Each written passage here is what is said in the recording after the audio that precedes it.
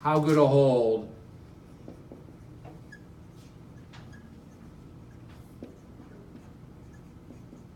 the nucleus has on the electron.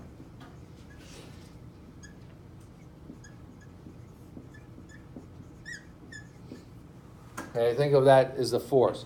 And it turns out if I want to know how good the force is on, that the nucleus has on an electron, if I want to know how strong a force that is, I have to consider two things. I have to consider the effective nuclear charge, and I have to figure the distance that the electron is, how far away the electron is relative to the nucleus as it relates to energy level. So, as I go down a group,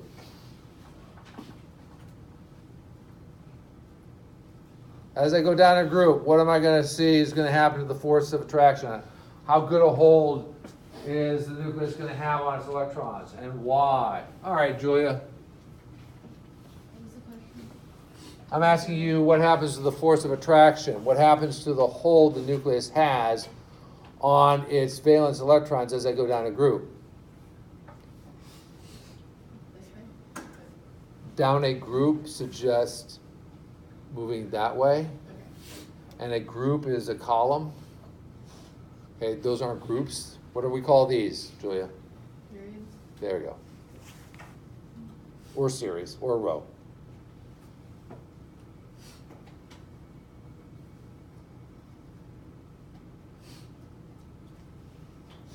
Do low to high? So you're saying it's going to go from weak to strong? You can say low to high. I mean, we can do that.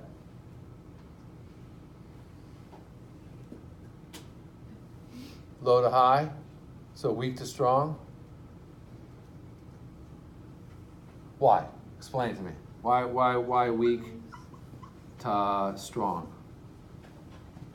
Because we already determined that the shielding effect offsets the increase in nuclear charge. So Okay, well, keep in mind that the only two things that we have to consider according to Coulomb's law when talking about the force of attraction, that is how good a hold the nucleus has on its electrons, is the charge of the particles, the charge of the electron. Wait, it's going to be strong to me. Pardon me? I think it's going to be strong to me. You're going to reverse your position? I mean, that's fine. You're going to have to defend it either way. You want me to put strong here Yeah. and weak here? Okay, defend your answer. Because since we already determined that there's no marked change with those two variables. There's no marked change. Well, there's no change at all for the charge of the electron. It's the same in all atoms. But there's no marked change in effective nuclear charge going down. Why is there no marked change in effective nuclear charge, Kyle? Because the shielding effect offsets the increase in protons. There we go. Good. So R is distance, and as you get R is distance as it relates to energy level. energy level. There you go. So as you go down the group, R increases. Yeah, you're adding a new layer to the onion. You're adding a new energy level. So since this is not changing much, is Julia's point, and we're definitely increasing this, that's going to make it harder and harder for the nucleus to have a good hold on its electrons. So we're going to find that the nucleus gets a lousier hold as you go down. Does that make sense? Okay, now I asked a question of Julia, and then she gave me an answer, and I asked, well, she's saying, well, effective nuclear charge isn't changing much.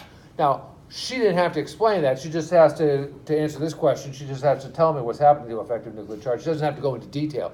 But then I followed up and asked Kyle, well, why is that? And Kyle was able to come right back and explain that part as well. This is how well you want to know it. This is how well it needs to make sense to you so you can puzzle it. Because, guys, if you know it this well, technically you don't have to memorize a darn thing.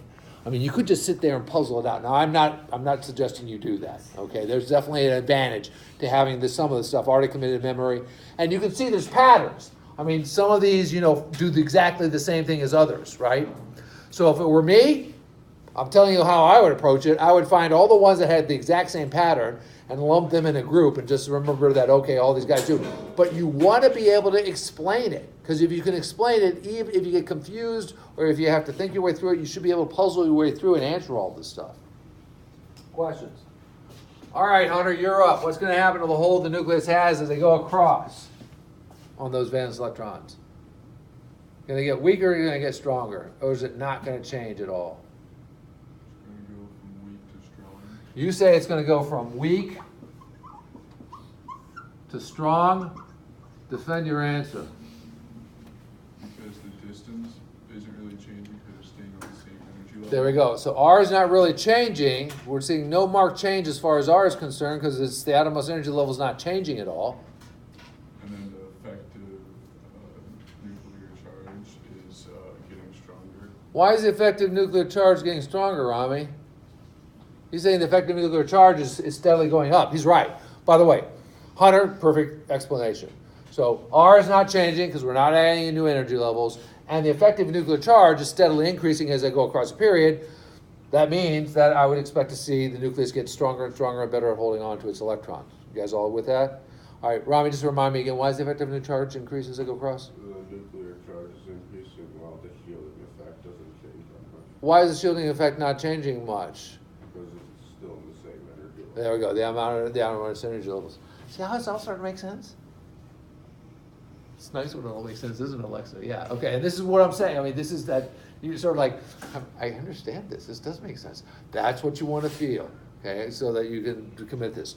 If you understand all the things that we just got done talking about, and you understand about the stability of the electron structure, that's it, guys. I can explain all of the periodic trends now to you, because it all comes down to the same stuff over and over and over again. Let's go ahead and take the first periodic trend. So yeah, these were trends in properties of behavior. We're looking at periodic trends now. And the first one we're going to hit is atomic size. And as the name suggests, it's just referring to what happens to the size of the atom as I move around on the periodic table. So, here we go. If I go across a period and down, so atomic size, and going down. So, if I go down, what do you suppose is happening to the atomic size? It gets bigger. Why does it get bigger? There's more and neutrons. Atomic numbers. Come on, guys. I'm adding energy levels. Kyle, okay? You're adding energy levels, so you're adding layers into the onion. So yeah, it's going to go from small to big. What happens to atomic size as I go across a period? It changes. It does change. What happens to the size of the atom as I go across? And this, of all the periodic trends, is probably the most counterintuitive of the bunch. It is the one that you have to get your head and wrap it around. Because it's the one that if you don't get this one, if you don't understand this one, you can't remember this one, it will play havoc with all the others. The fact is, the atomic size goes from big to small. Why is that? Well, what's happening to the outer energy level, Kyle? It's not changing. It's not changing. The outer energy level is not changing. What's happening to effective nuclear charge as I go across a period, Alexa? It's going from low to high. Yeah. What is the effective nuclear charge? The pull the electron experience is when we take shielding into account. That means that the nucleus, because it's getting a better hold on those outer electrons, is going to be able to draw them in more closely to it. And that's exactly what happens. As we move across, they get pulled in more closely. And so we end up seeing a steady decrease in size. Now, do you suppose the distant, let's take a look at rubidium and strontium and rubidium and cesium. Okay, so I'm right here. Which one do you suppose is going to be the biggest? Cesium. Everyone understand it's cesium? Yeah. Which one is going to be the smallest? Strontium. Does that make sense? Yeah. on the test, I will give you a series of trends. It could be periodic trends, or it might be trends in behavior, the things that we were just talking about. And I will ask you to list them in increasing or decreasing order. So I will give you 3 elements, and it'll be up to you to put them in the right order. If they're not in perfect order, you don't get credit for that problem. Now, before someone asks, because we will have someone raise their hand very quickly, will I give you rubidium, strontium, and calcium to do? The answer is no. Why not? Because there's a conflict based on who's further down, who's bigger. Which one's smaller? Which one's smaller based on the one that's further higher up? Calcium. Oh, sorry. Wait a second. This one's not the one I want to do. Not the one I want to do. Let's do potassium. And here, I'll just do it over here. Let's do boron and silicon and chlorine. See how there might be an issue? I mean, look at boron and chlorine. Based on the one further this way, who's bigger? Boron. Based on who's further down? Well, the silicon or the chlorine could be. See how there's a conflict? You will not have that. It'll either be a tie, and one thing will determine it, or both things will be telling you to pick this guy. Fair enough? Okay, I'm not going to give you a conflict. All right.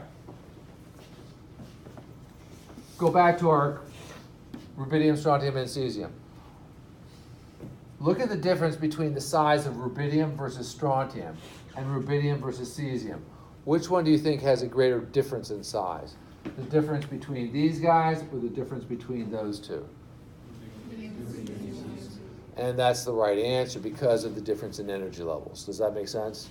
So when we say there's a decrease in size, yes, there is. Is this as dramatic as a change in size going down? No, but it's still dramatic enough to definitely comment on it. Okay, it's not like, well, it's just not changing that much. No, it's changing enough to definitely comment on.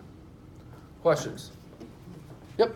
Right, you said the reasoning for strontium being larger than rubidium is because the... It's not, it's smaller. Strontium is smaller. Yeah, sorry, my bad, yeah. Okay. You said that the reason for that was because the effective nuclear charge is pulling the outer electron shell closer, or the outer electron... Right. Okay, got it. Yeah. Well, here.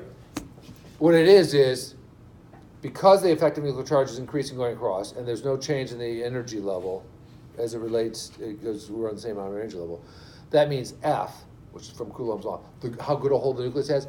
What I'm saying is, as you go across the period, the nucleus gets a better hold on its electrons, so it's able to draw them in more closely. Make sense? So far, so good? Okay, that's it for atomic size. Next one up, ionic size. Ionic size, you'll be happy to hear, follows the same trends, okay? Follows the same trends. The ionic size follows the same trends that we see normally for atomic size as ionic size, as long as the charge does not change. As long as the sign of the charge does not change. So, for instance, if I were to compare sodium versus sodium ion, how do you suppose they differ in size?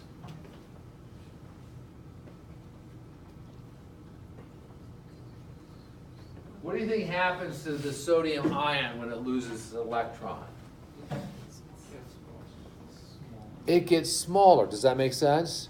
If you were to take, for instance, an Fe plus 2 ion and look at it, compare it to an Fe ion, the Fe is going to be smaller. Why? Why does the atom get smaller when it loses electrons?